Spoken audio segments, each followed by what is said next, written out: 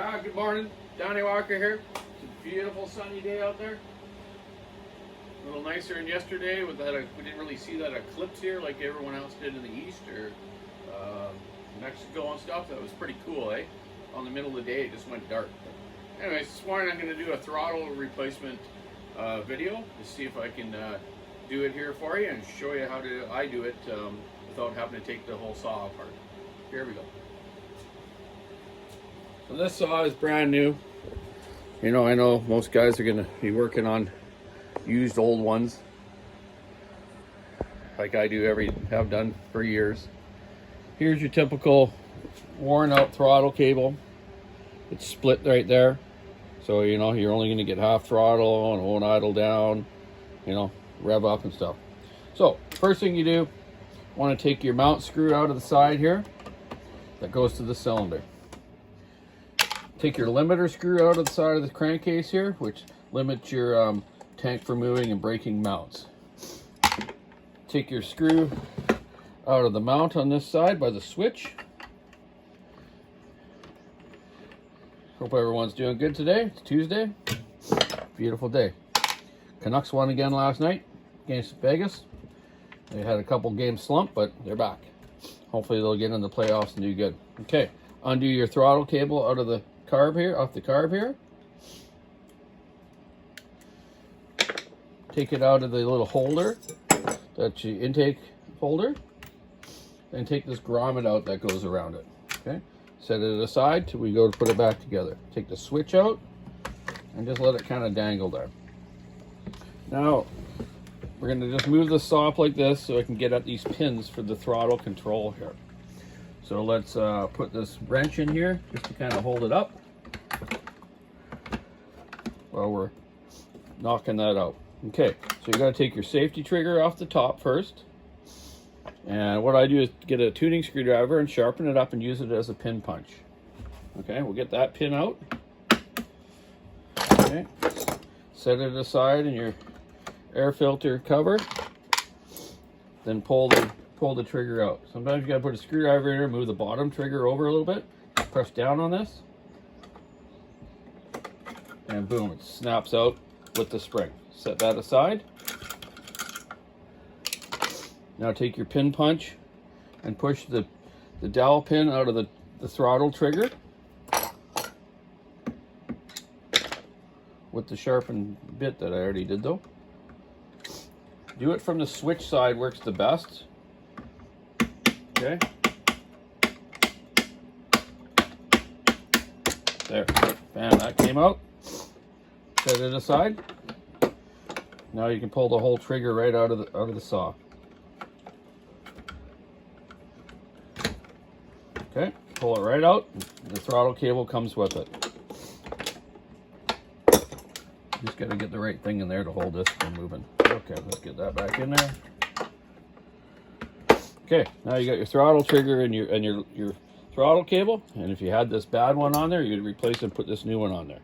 So get it into your trigger, like so. Now feed it back up there. Get it into position. Okay, feed it up there the right way though, Donny. Okay, get it in there.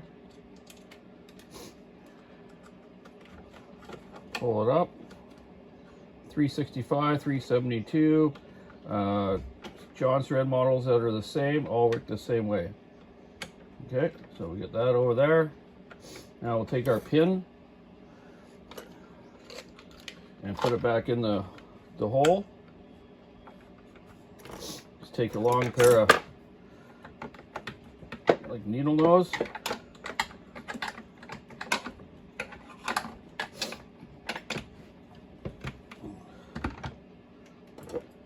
Start the pin in the hole.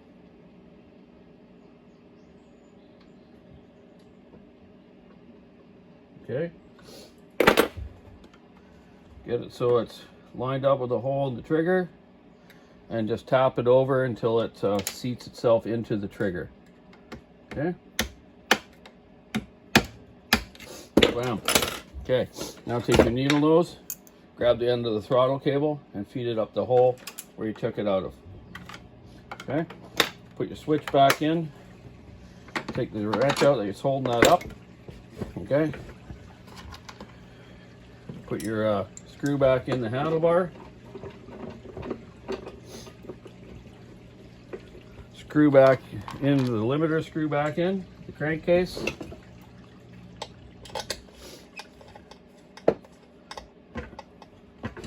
Screw back in for your mount by the switch. If anyone's ever wondering the right mounts for Husky 372s, the blue one's the best for the back, blue back and white front. The gray ones are softer mounts and the harder ones are more preferred. Okay, let's get our safety trigger back in. We got our spring, and you just kind of lay the spring in along the side of the channel of the bottom trigger. Get the spring in there, hook it back into the safety latch, and simply put it back in. Sometimes you got to move over the bottom trigger a little bit just to kind of get it in there, okay? So pop, it just pops right in. Just do it slow if you're doing it, not as fast as me, so you don't mess up. Put your pin back in, give it a little smack in, done. Let's put our grommet back in for the fuel line, or sorry, for the throttle cable. I just go like so, hold onto that cable, work it in with another screwdriver, whatever you got sitting around. Okay, right back in there. Now attach it to your carb anchor or your carb holder here. Snap it back into the top of the throttle cable. There you go. There's the throttle plate replacement job. That's the easiest way to do it without pulling the whole tank off. Okay. Yes, you'll be working on a dirty, ugly one, but you can, obviously clean it and blow out all around that area. So it's nicer to work on, right? It's always nice to work on something clean, but most of the time I get them from the loggers and tree service guys that are filthy, full of junk. You got to clean them out, and it's good to clean out around your trigger anyway, so there's no sawdust building up in there and making the throttle hang open. So there you go. There's a throttle cable replacement on a Husky without having these sides. The 385, 390, 395 have the sides that come out, so it makes it a lot easier. You don't have to pull all this apart. But this is how you do it. It's the easiest, simplest way. I've done probably thousands of them. Some people go, yeah, right, thousands. I probably have. Anyways, there you go. Keep your saw into it, stick in there, rubbing it out. Go out and enjoy the sunshine if you got some today.